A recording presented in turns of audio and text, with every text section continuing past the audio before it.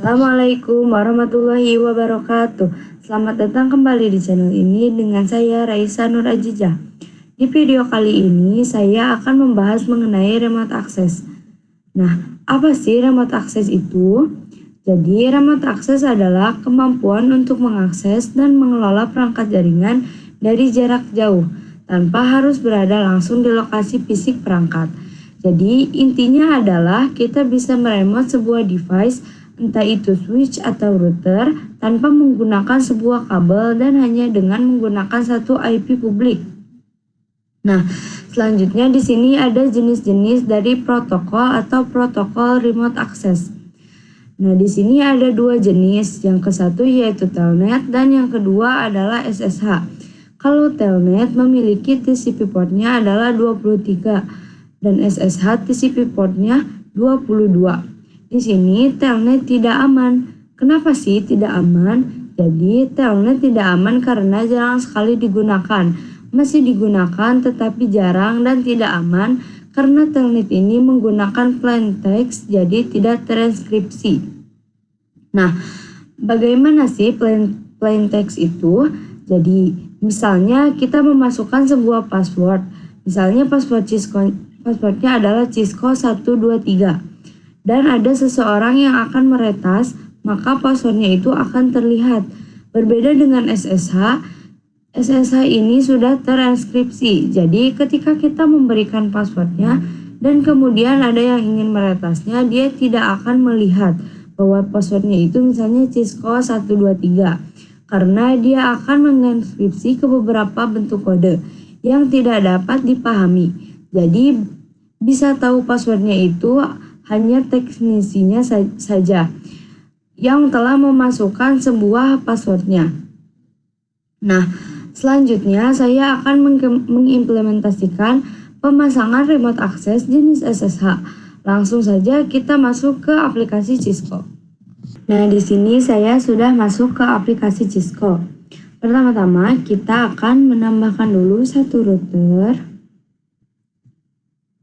satu switch, dan 2 PC.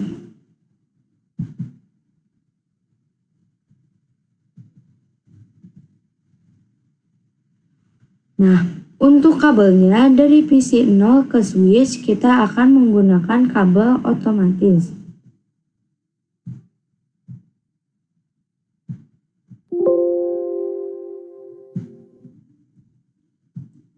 Untuk switch ke router kita juga sama akan menggunakan kabel otomatis.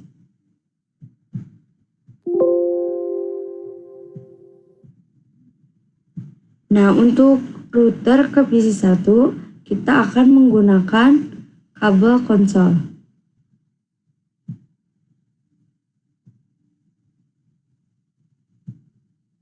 Nah, jika sudah seperti ini, pertama-tama kita akan memasukkan IP address dulu dari PC 0.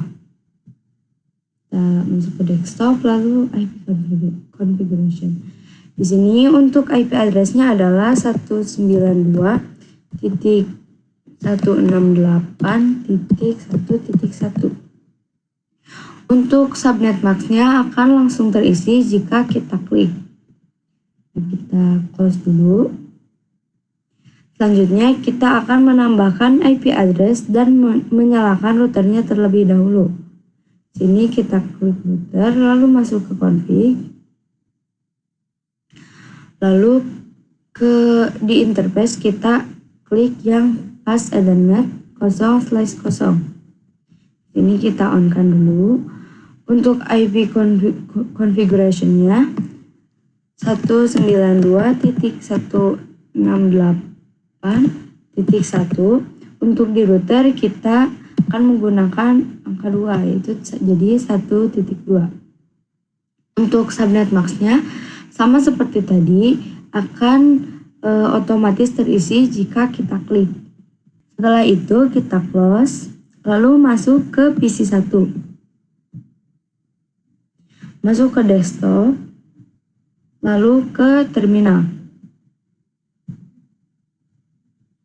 Dan klik OK. Di sini kita exit saja terlebih dahulu, lalu enter. Lalu kita akan memberikan nama dan password untuk router ini agar aman dan memiliki identitas. Di sini kita ketik saja hostname. Untuk namanya kita R1 saja, yaitu router 1. Lalu enter. Nah, di sini namanya sudah ganti ya, dari router menjadi R1. Sekarang kita akan memberikan password untuk router. Kita ketik enable secret.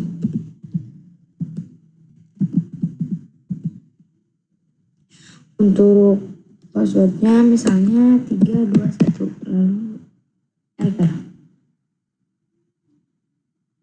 Oh, di sini karena ini ada kesalahan dalam mengetiknya, jadi kita hanya perlu mengulangi saja.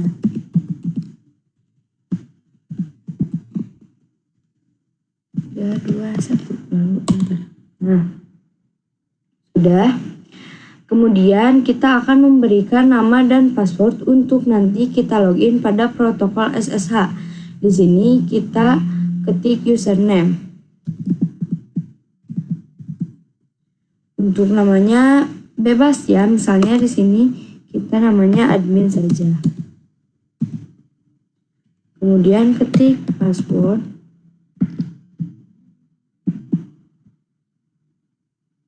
Passwordnya misalnya 123 agar mudah diingat, lalu enter. Lalu kita masukkan IP domain name. IP domain name itu untuk identitas perusahaan, misalnya kan jika di Google itu google.com. Nah, di sini misalnya kita kasih nama tkj.com. Lalu kita ketik dulu IP domain strip name. Lalu tkj.com. Lalu enter. Lalu ketik line VTY 02 lalu enter.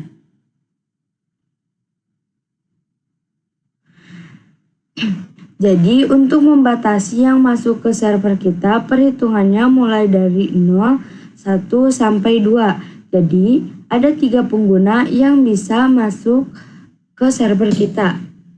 Kemudian kita akan input SSH dengan cara ketik transport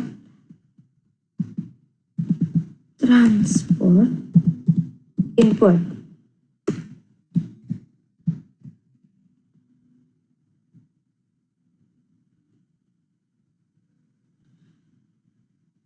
Transport input SSH. Lalu enter. Lalu ketik login lokal. Lalu enter. Lalu di sini ketik EX lalu enter. Kemudian kita akan memasukkan protokol keamanan lagi dengan cara ketik crypto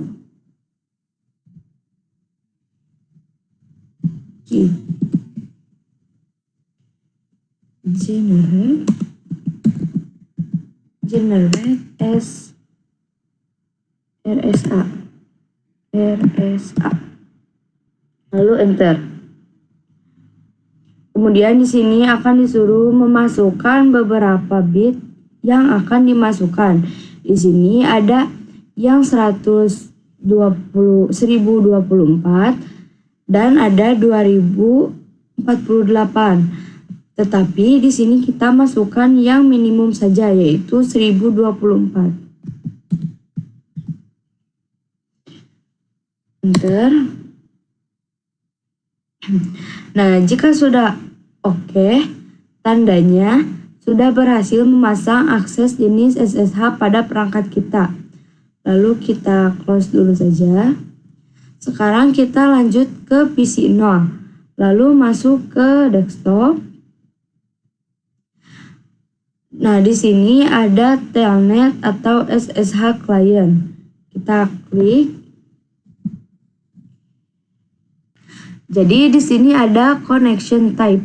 Di sini kita bisa memilih protokol apa yang kita gunakan untuk menghubungkan ke perangkat kita, yaitu SSH atau Telnet.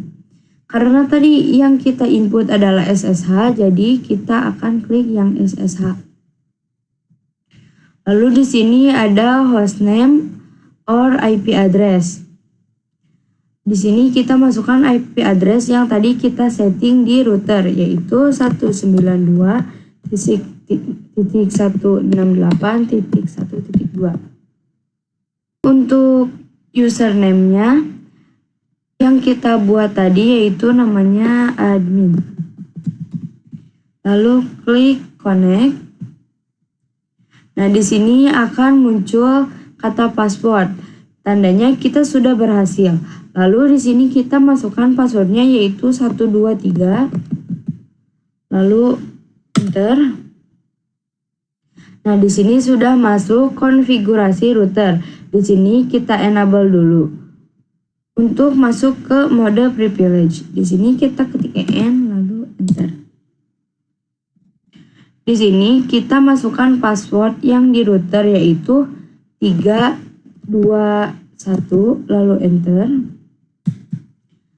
Nah, setelah masuk ke privilege mode, selanjutnya kita masuk ke global configuration mode dengan cara ketik conft